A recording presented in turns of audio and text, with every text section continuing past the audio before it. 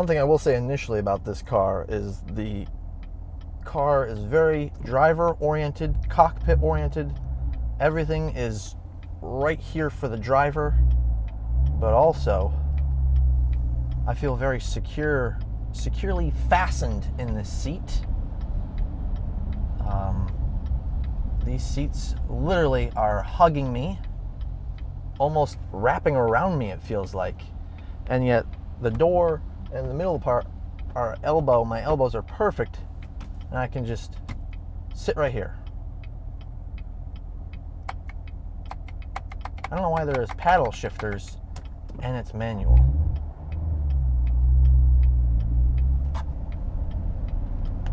That is a mystery. Why would you have paddle shifters and be a manual?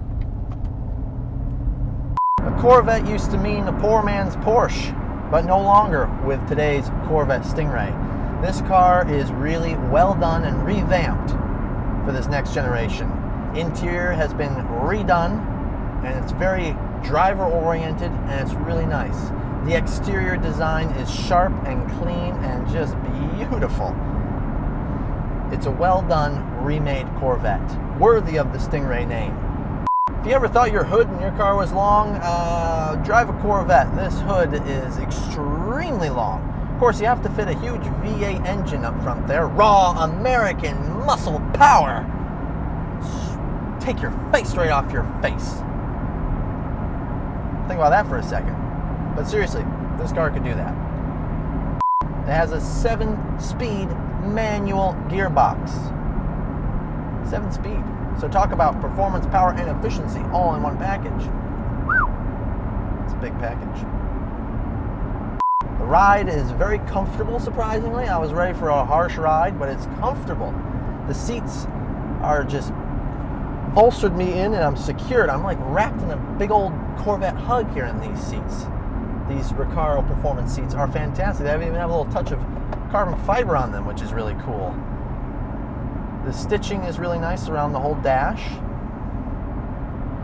Continues down here. There's this line here that kind of cuts off, and it says, hey, over here is the driver, over there is the passenger. And then here in the driver's side, it's very driver-oriented with screens here for me, the nav screen, a lot of tricks of the trade right in here. Very cool. I've got a lot of driver modes right here. I've got an eco mode that can take the engine down from a V8 to just a 4-cylinder to be more efficient on your highway travels.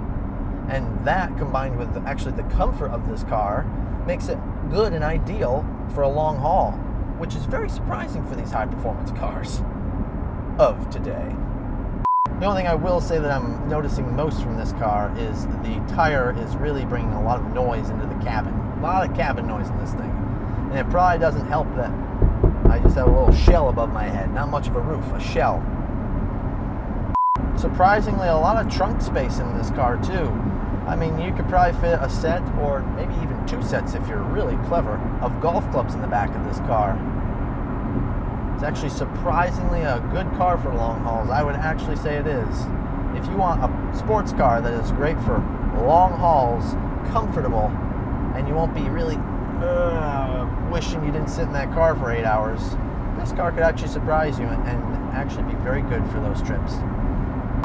Some beautiful colors we're encountering today on our drive. Oh, they're just lighting up. I wonder if you can see that. I mean, obviously being a performance car, another thing that's kind of like, that's too bad, is the fuel range. This thing has a full tank of gas, and it says it's good for 275 miles.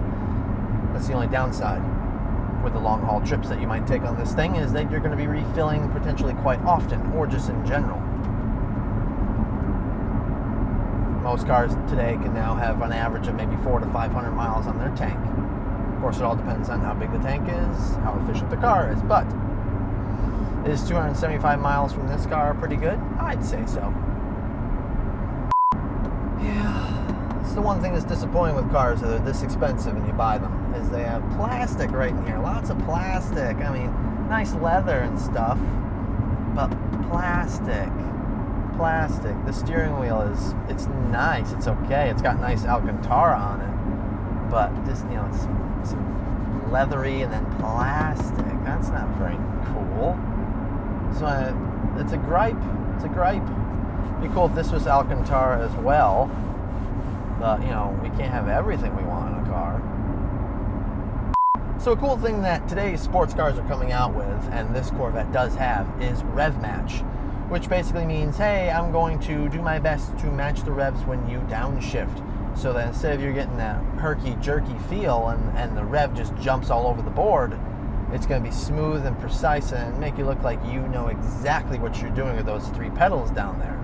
Which I try my best, but sometimes I don't know what I'm doing at all.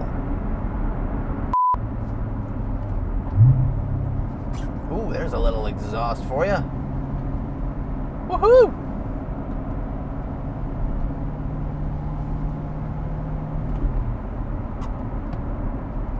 It's great to work that left foot again, though. You know, it's getting a good workout. It's got 7 gears to go through.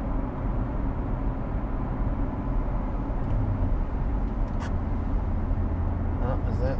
Ooh, I think that was 5 by accident. There you go. See, I told you I don't know what I'm doing. Let's try 3. There it is. Bingo.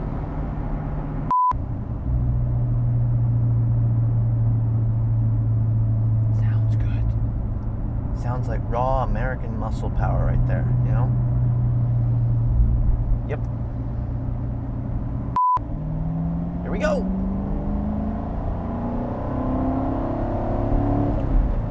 That's 1 gear and I made it almost 40 miles an hour. Dang, man. It's a hoot, though. It's a hoot and a handy, that's for sure. A lot of fun in this thing. This Corvette Stingray. They've done a nice job. And I mean, I look forward to seeing what Corvette can do with the next generation. This is a great leap forward, leaps and bounds forward from the old one. And I really can't wait to see what they do with the next one. I think it's going to be a lot of fun to see where they take it. So, let's see where they take it.